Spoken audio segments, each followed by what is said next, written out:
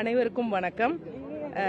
Vivek sir, நான் திருப்பி சொல்றேன், அவங்க வாழ்நாளில் அவங்க செஞ்சது வந்து 37 லட்சம் மரக்கன்றுகள். சார் 2021 போனதுக்கு அப்புறம் அதுலேருந்து நான் அதை தொடர்ந்து செஞ்சிட்டு இருக்கிறேன், கிரீன் கலாம் மூமெண்ட்ங்கிற பேரில். இருந்தாலும் என்னால் சார் அளவுக்கு எலாபரேட்டாக செய்ய முடியலை.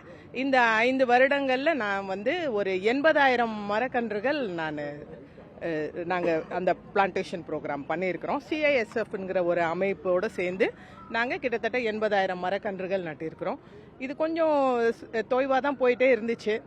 அப்போ எனக்கு சகோதரர் நந்து சார் அவர்கள் சொன்னாங்க, இந்த ஆட்சி நம்மளுக்கு நல்ல சப்போர்ட்டிவாக இருக்கும்னு நம்புகிறேன் சகோதரி, நீங்கள் சரின்னு சொன்னால் நம்ம இது விஷயமா பேசலாம் அப்படின்னு. அதில் தான் இன்றைக்கி இங்கே மாநில கல்லூரியில் நம்ம எல்லாரும் கூடியிருக்கோம். நம்ம மாண்புமிகு முதலமைச்சர் நம்ம பிரதர் விஜய் சாரோடைய பர்த்டேக்காக நம்ம ஸ்டார்டிங் இங்கே பண்ணுறோம். இது இனி ஃபுல் ஃப்ளெஜ்டாக தொடரும். நம்ம தமிழக அரசு எங்களுக்கு உறுதுணையாக இருக்கும்னு நான் முழுமையாக நம்புகிறேன். அவங்களும் உறுதி சொல்லியிருக்கிறாங்க.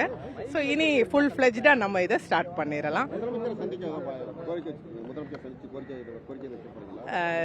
இப்போ அது பண்ணல, அவங்க எல்லாம் மற்ற வேலைகளில் ரொம்ப பிஸியாக இருக்கிறாங்க. கொஞ்சம் போய் நம்ம செய்யலாம். நம்ம இன்னைக்கு மாண்புமிகு அமைச்சர் அவர்களை சந்தித்தேன். அவங்க எனக்கு உறுதி சொல்லியிருக்கிறாங்க, நீங்கள் செய்கிற இந்த இனிஷியேட்டிவ்ல எல்லா சப்போர்ட்டும் நாங்கள் கொடுக்குறோம் அப்படின்னு சொல்லியிருக்கிறாங்க. ஸோ இதை தொடர்ந்து இனி செய்ய போகிறோம். நம்ம ரொம்ப ரொம்ப ரொம்ப சிறப்பாக இருக்குது, ரொம்ப அழகாக இருக்குது, அதனால நல்லா இருக்குது. நேற்று கூட ஷோபா அம்மா கிட்ட நான் பேசினேன். அம்மா இந்த மாதிரி நாளைக்கு நான் போய் மாநில கல்லூரியில் இந்த நிகழ்ச்சி இருக்குமான்னாங்க. வாழ்த்துக்கள்மா, ரொம்ப நல்லபடியாக பண்ணுங்க அப்படின்னு சொல்லியிருக்கிறாங்க. ஸோ அவங்க ஆசீர்வாதமும் நம்ம எல்லாருக்கும் இருக்குது. தொடர்ந்து இதை நம்ம இனி முழு முனைப்போட செய்ய ஆரம்பிக்கலாம். உங்கள் எல்லாரோடைய ஒத்துழைப்பும் எனக்கு வேணும். அதாவது கலாம் ஐயா சொன்னது வந்து விவேக் சார் கிட்ட, சார் இந்த வெப்பத்தை நீங்கள் குறைக்கணும்னா குறைஞ்சது 1 கோடி மரங்கள் இனி வளர்ந்து வரணும் அப்படின்னு. ஒரு மரம்ங்கிறது ஒரு முழு மரம் ஆகிறதுக்கு எப்படியும் 10 வருஷம் ஆகும். ஸோ 1 கோடி மரங்கள்னு அவங்க சொன்னது வந்து பேசிக். கண்டிப்பாக வந்து 1 கோடி மரங்கள் வந்தால் தான் தமிழ்நாட்டுடைய இந்த வெப்பத்தை கொஞ்சம் குறைக்க முடியும்னு சொல்லியிருக்கிறாங்க. இந்த இலக்கை நம்ம அப்படி அடைஞ்சிட்டோம்னா, ஐயாவுடைய ஆசீர்வாதத்தில் நம்ம இந்த இலக்கை அடைஞ்சிட்டோம்னா மேலும் மேலும் நம்ம இன்னும் போய்கிட்டே இருக்கலாம். நம்ம வந்து இன்னும் நிறைய மரங்கள் வந்தால் தான் நம்மளுக்கு இந்த வெப்பத்தை கொஞ்சம் குறைக்க முடியும். அதை தவிர வேற வழியே இல்லை. அதனால நம்ம இதை கண்டிப்பாக செஞ்சு தான் ஆகணும். எல்லாரும் ஒத்துழைங்க, எல்லாருமே அவங்களால முடிஞ்சதை செய்யுங்க.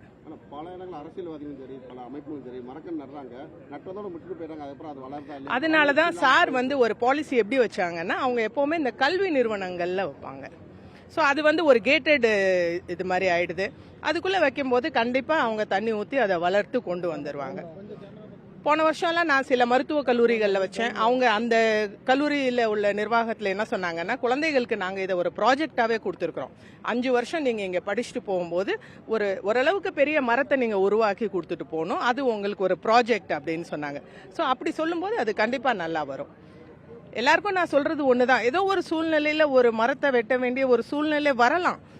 ஒரு பில்டிங் அந்த இடத்துல வரலாம், இல்ல ஒரு போர் போடலாம், கிணறு போடலாம். அந்த மாதிரி சூழ்நிலை வெட்டுறீங்கன்னா மனசுக்குள்ள நீங்க வந்து ஒரு உறுதி எடுத்துக்கங்க, இந்த ஒரு மரத்தை நான் இது பண்றேன், இதுக்கு பதிலாக 5 மரங்களை நான் வளர்த்து கொண்டு வருவேன் அப்படின்னு ஒரு உறுதிமொழி எடுத்துக்கங்க.